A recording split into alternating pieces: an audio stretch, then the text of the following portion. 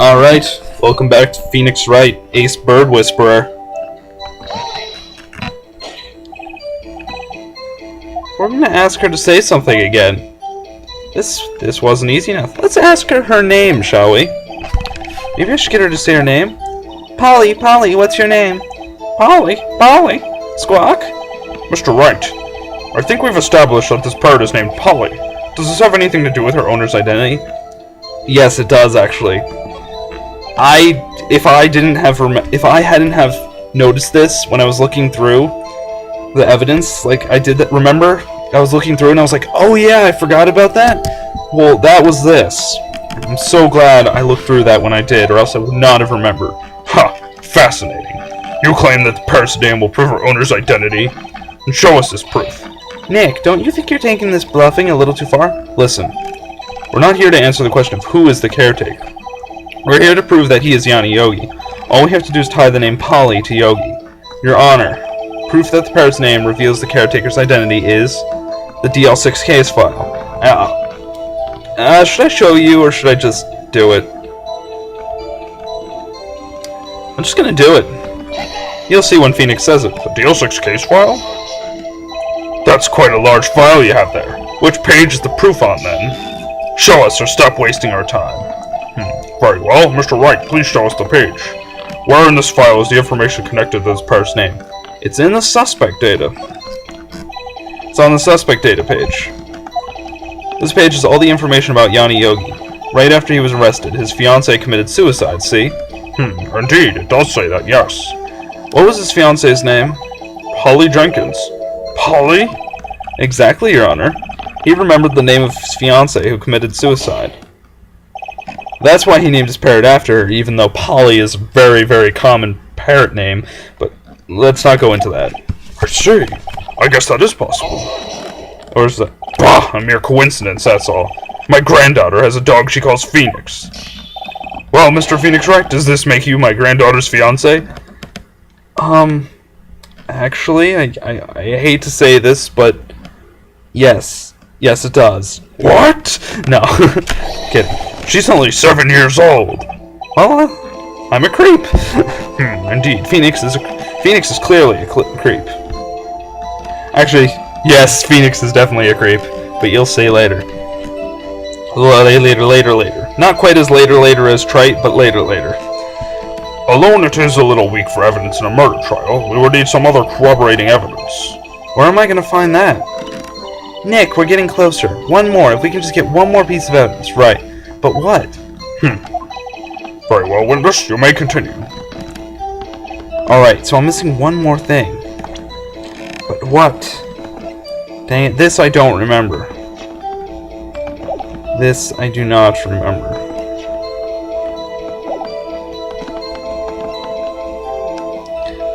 I feel like it has something to do with this photo.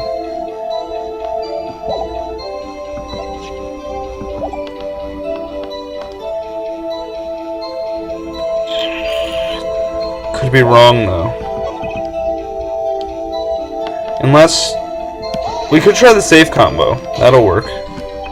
That might work. I might be wrong, but let's ask what's the safe number. Maybe I'll get her to say the number of that safe. Huh? The safe? Why? Let's just try to get her to say anything, okay? Polly, what was the number of the safe in the shack? 1228, 1228. My, what a reckless parrot. Well, Mr. Wright, you aren't claiming that this number has something to do with the caretaker. Actually, it does. Okay, good. That is it. Actually, it does. That's why I had her say it. Ha! Ridiculous. How can the number to a safe tell us who the caretaker is? Show us your proof. Look above. Oh! I forgot! Oh, crap! I didn't even think of it! Oh my goodness! The DL6 case file? I forgot completely! Oh! I should have... Oh! What is this obsession you have with that case? You know, Karma, you know it is. Mr. Wright, where in this file is something relating to that safe number? The case summary. Oh, it's the date! It's the date! I missed it. I forgot completely. It's on the case summary page. The case summary? Specifically the date on which the DL6 incident occurred. The date of the incident, December 28th? Why, that's today's date, 15 years ago. And the number on the safe is 1228. Ah! He used the date of the DL6 incident as a number for his safe, Your Honor. That's how important that date was to him.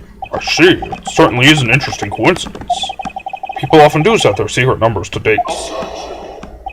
Bah! This is not tangible proof. I set my ATM card's number to 0001 because I'm number 1. This has nothing to do with a date. Nothing. Now we can all steal your money. Money, yay! That's enough. I think we've reached a conclusion here.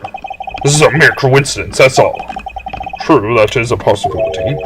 However, two coincidences at the same time seems more like a pattern to me. What are you saying? Summon the caretaker of the bookshop. Immediately. Witness, tell us your name. Wait! This witness, he doesn't remember! No, it's okay. I've accomplished what I wanted to do. I'm done. Nick, he looks totally different. This is the real Yogi. I think, finally. He's been acting feeble to hide his true identity. Acting for 15 years. Well, let me ask you again. Please state your name for the court. My name is Yanni Yogi. 15 years ago, I served as a bailiff in this very court. Order! Johnny Yogi, so was it you who killed Robert Hammond? And tried to frame Miles Edgeworth for his death? Yes, it was me, I did it. They put me on the witness stand 15 years ago. Robert Hammond, he said I was mentally unsound.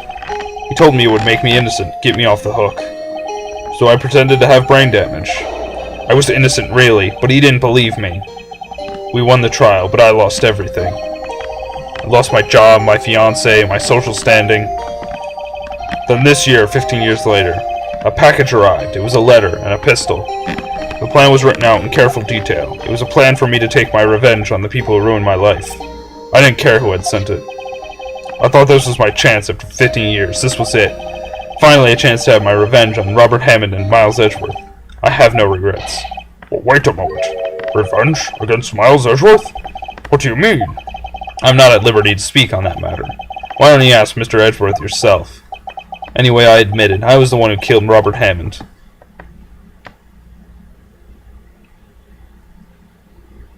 Von Karma, where is Mr. Yogi? Under arrest, Your Honor. I saw no room for error in his confession. Then the defendant, Miles Edgeworth, is innocent, in this case at least. Very well. Will the defendant please take the stand? There are a few mysteries left unsolved. Still, you are cleared of suspicion for this particular case, so I'd like to pass judgment on the murder of Mr. Robert Hammond. Any objections? I don't believe it. Why isn't Von Karma saying anything? Very well. This court finds the defendant, Mr. Miles Edgeworth. Because he knows. And you know he knows, Phoenix. That is all. The court is adjourned. Yep. Here it goes. Did someone just say objection? It wasn't Von Karma. Wait, but that means... No. Edgeworth? Your Honor, I object to your judgment. What do you mean? I am not innocent at all. As we have heard, Yanni Yogi killed Robert Hammond in revenge. But revenge for what? Nick! Edgeworth is trying to confess. He's gonna say he's guilty. He's gonna tell them he was the murderer in the DL6 incident. He's gonna tell them he killed his own dad. Sure, just yell it to everyone. Oh, what'd I do? The judgment has already been passed. I object to Edgeworth's outburst. Didn't something like this happen yesterday, too? I believe a certain witness raised an objection after a guilty verdict was passed. That would be Larry. We must hear this new statement. We must hear Miles Edgeworth. He's right. We have a duty to hear Mr. Edgeworth out. For 15 years, I have had a recurring dream, a nightmare. It's only a nightmare, that's what I told myself. But now I know it wasn't a dream. Yanni Yogi wasn't the killer. You mean in the incident where your father died? From the distance of the shot, it wasn't suicide either. Everything was as clear as day. The murderer, the criminal in the DL6 incident, it was me. Your Honor, I confess my guilt. I am guilty for the DL6, the statute of limitations of which ends today. The culprit is me. Order. This is certainly unexpected. The defendant declared innocent is confessing to a different crime. A crime for which the statute of limitations runs out today. I'm not really sure how I should deal with this. Bah! It's obvious. We hold a trial, right here, right now. We try this man for his crime of 15 years ago. I think I would like to take a 5-minute recess. During this time, I will consider the appropriate course of action to take. Court is adjourned.